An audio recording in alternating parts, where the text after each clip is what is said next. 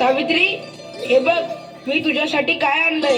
हे काय आहे ती? अगं असं काय करतेस? ही पुस्तके आहेत, या पुस्तकांचं वाचन कर. इश्श, आता ह्या वयात कसं वाटल ते? हे बघ सावित्री, तू मला लग्नाच्या वेळेस वचन दिलं होतंस, आता नाही म्हणू नकोस. हे तुला करावंच लागेल. आजपासून तुझा अभ्यास सुरू. अहो, पण लोक काय म्हणतील? किती बदनामी होईल आपली. लोक तू करतील आपल्यावर. स्त्रिया या घरातल्या कामातच बऱ्या वाटतात, असं बाहेर जाऊन नाही हो. बरं असू द्या, ही पुस्तके राहू द्या बाजूला, मला लय काम आहे ती. अरे बाळा, गप माझ्या सोन्या, तुला काय हवंय? काय रडतयस? अगं बाई, ह्याचं अंग तर लय तापले या. हे पण घरी नाहीत, आता मी काय करू? सावित्री, अगं ये सावित्री, किती रडतय तुझं बाळ? काय झालंय त्याला? होय ग पारू, रात्रीपासून लय रडायला लागले बघ. काय ठाऊक काय झालं या? अंग बी लय तापलं या. अगं सावित्री, अगं याचं अंग तर इस्तवणी तापलं या. होय ग पारू, आता मी काय करू? अगं सावित्री, ही तर भूतबाधा आहे, भूतबाधा. काय भूतबाधा? माझ्या लेकराला भूतानी झपटले? नाही नाही, असं होऊच शकत नाही. होय सावित्री, असंच झालंय. याच्या पापण्या बघ कशा लाल झाल्यात. मग आता मी काय करू? हे पण घरी नाहीत. अगं तुझं पोरग लय तापले, आता रडत बसू नकोस, वेळ वाया घालू नकोस. आपल्या गावाबाहेर मांत्रिक बाबा आलेत, लय जालीम उपाय करतात ते. त्यांच्याकडे घेऊन जा त्याला. वाटलं तर मी येते तुझ्या संग. होय होय, चल लवकर, माझं लेकरू लय तापले या. बाबा, ते बघा, एक बाई आपल्या बाळाला घेऊन येत आहे आपल्याकडे. म्हणजे आज आपली कमाई होणार. बाबा, माझ्या बाळाला वाचवा बाबा, माझ्या बाळाला वाचवा. त्याचा विस्तवासारखं तापले बाबा, काहीतरी करा बाबा, काहीतरी करा. तुझ्या बाळाला भूतबाधा झाली या. कसली भूतबाधा बाबा? बाई, तुझ्या बाळाला विहिरीतल्या भूताने झपटलंय. काय? विहिरीतल्या भूताने? मग काहीतरी उपाय सुचवा बाबा, मी माझ्या बाळासाठी काय पण करीन. बाई, तू काळजी करू नकोस, बाबांवर विश्वास ठेव, सगळं काही चांगलं होईल. थोडा धीर धर. कसा धीर धरू बाबा, कसा धीर धरू?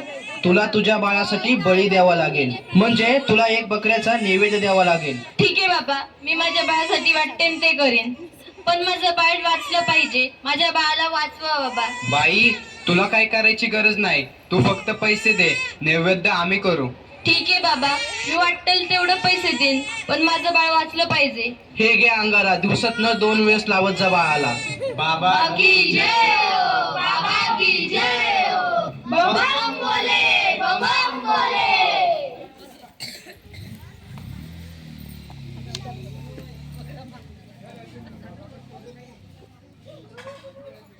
अगं बाई, ह्याचा अजून कसं काही ताप कमी नाही झाला? काल बाबाकडे जाऊन पण काय बी फरक पडला नाही. अगं किती रडतोय तो. तुला किती वेळा सांगितलंय त्याला दवाखान्यात घेऊन जा म्हणून, पण तू काय माझं ऐकू नकोस. अहो ऐका ना, चिडू नका. जरा बघा ना हातात घेऊन, याचा ताप कायच कमी नाही झाला. जरा बघा ना याला काय झालंय ते. त्यावेळी तुला किती वेळा सांगितलं की घरात प्रसूती करू नकोस म्हणून. अशा वेळी एका आईचं आणि बाळाचं दवाखान्यात असणं किती महत्वाचं असतं, माहित आहे का तुला?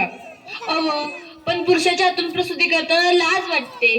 कसं वाटतं ते? त्यावेळेस दवाखान्यात कुठल्या महिला डॉक्टर पण नव्हत्या, मी कशी करणार होते प्रसूती? अगं याचं अंतर तव्यासारखं दापलंय, अशी कशी गाफील असतेस तू?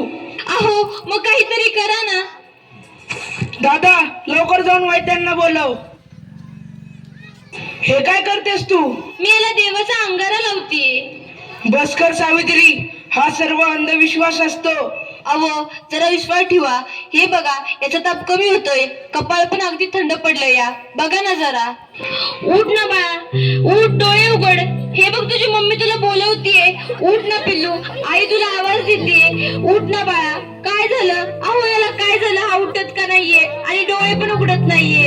ए बाळा उठ ना, काय झालं? अहो काय झालं याला? हा सास गप्प गप्प काय? ए उठ ना बाळा, काय झालं तुला? अहो बघा ना जरा. आणि नाही राहणार मॅडम, मी शिकेन, मी नक्की शिकेन. कारण उद्या एखाद्या कुणी आईला उपचाराच्या कमतरतेमुळे आपल्या बाळाला मुकावं लागणार नाही. मी शिकेन, मी नक्की शिकेन. शाबास सावित्री, शाबास. मला तुझ्याकडून हीच अपेक्षा होती.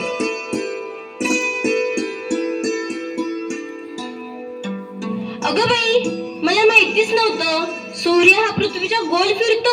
अगं सूर्य पृथ्वीच्या गोल फिरत नाही, पृथ्वी सूर्याभोवती फिरते. समजलं?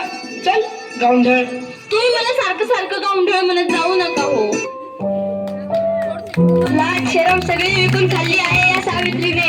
कलियुग आहे रे बाबा, कलियुग. उद्या डोक्यावर मिऱ्या वाटेल तेव्हा कळेल या सुभद्रावांना. असं कोणी आपल्या बायकोला शिकवतं का? सगळं जग नष्ट होईल. बघत राहा तुम्ही. काय झालं? या समाजाला घाबरलीस की काय? हे तर तुला आयुष्यभर सहन करावं लागणार आहे. नाही, मला आता कोणी काही म्हणू दे, मी आता मागे हटणार नाही. मी शिकेन, मी नक्की शिकेन. मग चल माझ्या बरोबर. पोस्टमन, सुमंतरावांचं घर हेच आहे का? तुमची दिल्लीहून तार आलीये. सावित्री, तुला दिल्लीवरून तार आलीये. तुला दिल्लीला जावं लागेल. तुला दिल्लीला पुरस्कारासाठी बोलवलंय. तुझा सत्कार होणार आहे. काय? आज हे फक्त तुमच्यामुळे शक्य झालं, नाहीतर मी एकटी काहीच करू शकले नसते. Congratulations, keep it up. महिलांचा सन्मान वाढवला तुम्ही.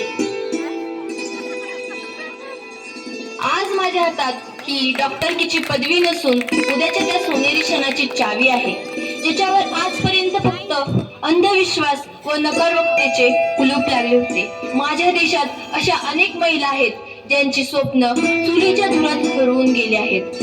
मला असं वाटतं ही स्वप्नांची पतंग खुल्या आकाशात उडावी आणि प्रत्येक घरात सुमंतराव असावे, कारण हे या पतंगाच्या दोऱ्याला कधीच कापू देऊ नये. हे करणं खूप अवघड तर आहेच, पण अशक्यही नाही. सावित्री, चुकलं माझं, मला माफ कर. मी तुला नाही नाही ते बोलले. तू आज शिकून समाजाला धडा शिकवलास. आम्ही काय आडाणी त्या आडाणीच राहिलो. आता आम्ही पण शिकणार. खरं सावित्री, चुकलं आमचं, माफ करा मला.